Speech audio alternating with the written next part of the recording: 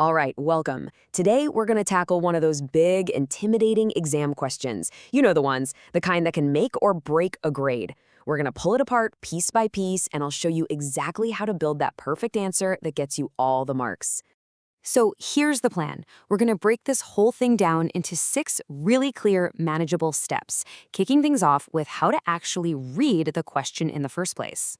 Okay, first things first, let's really look at the question itself. It's one of those classic multi-part questions, you know the type. It combines data, your own knowledge, and a bit of math. It looks like a beast at first glance, but trust me, once you see the hidden structure, it becomes totally achievable. So, here it is, question 10.1, a classic 6-mark evaluation question. It's basically asking us to do 3 things: compare 2 different materials, use the specific data they've given us in that table, and apply our knowledge of life cycle assessments, LCAs. That's just the way we look at the entire environmental impact of a product, from cradle to grave. So the most important thing to spot here is that command word, evaluate. This is not just list some facts you see in the table. No way. It's a direct instruction to weigh up the good and the bad, the pros and cons, and then come to a really solid conclusion based on all the evidence you've got. Right, so before we can evaluate anything, we've got to get to grips with the evidence, right?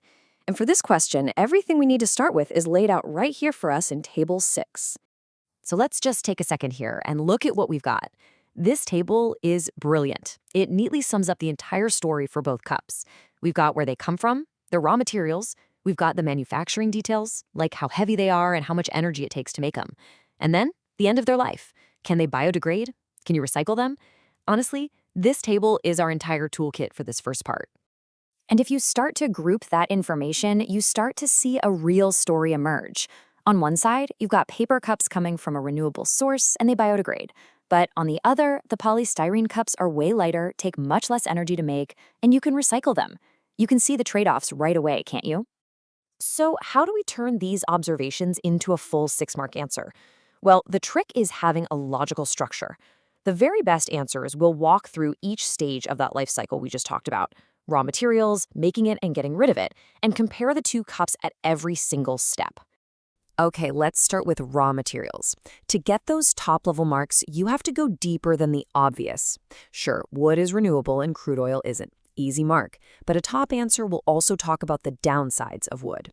The fact that you're using land that could be growing food, or the risk of deforestation and what that does to biodiversity. Next up, manufacturing. And you can see how the argument builds. The data clearly shows paper cups take more than double the energy to make.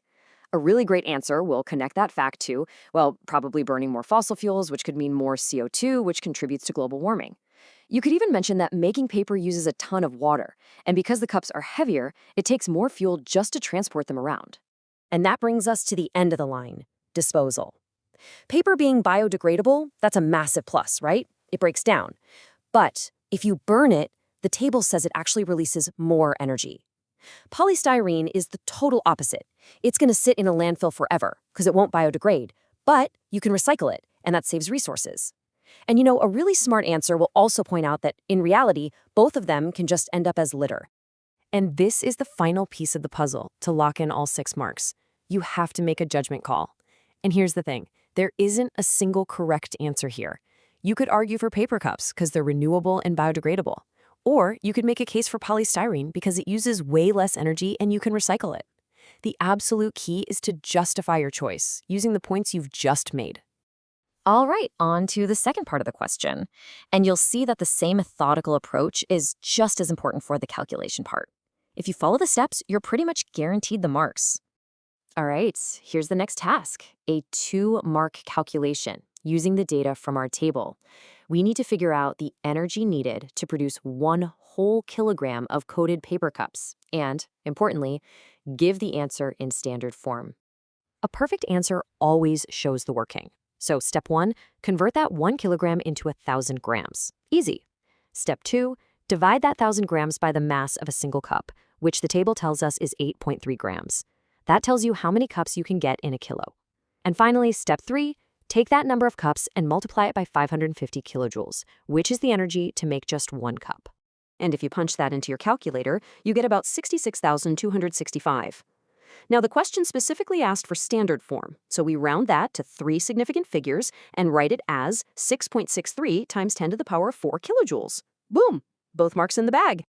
Okay, for the last part of this question, we're going to switch gears a little and look at a completely different type of polymer. So this one's a quick 2-marker, and it's all about a scientific explanation. It asks about this polymer, melamine, which is used for non-disposable cups. The key property is that it doesn't melt when you heat it. And the question is, why? Well, it all comes down to its molecular structure. So, the key bit of science you need to know here is that melamine is what we call a thermosetting polymer. It's not like a thermosoftening one, which you can melt down and reshape over and over. Nope, a thermosetting polymer goes through a chemical change when it's first heated, and that sets it permanently. And that leads us straight to the perfect 2-mark answer. Point 1, just state that it's a thermosetting polymer. Point 2, explain why. And that's because it has these strong things called crosslinks. They're actual chemical bonds that form between the polymer chains.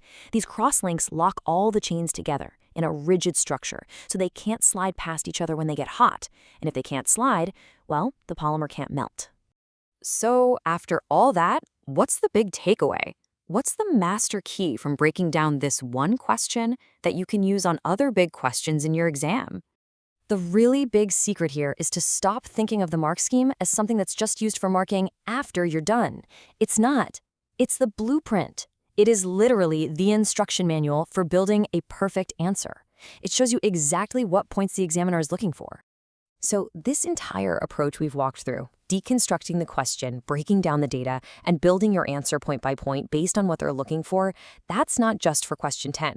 That's a master key that can unlock marks across your entire exam paper. The question is, now that you have the blueprint, what are you going to build with it?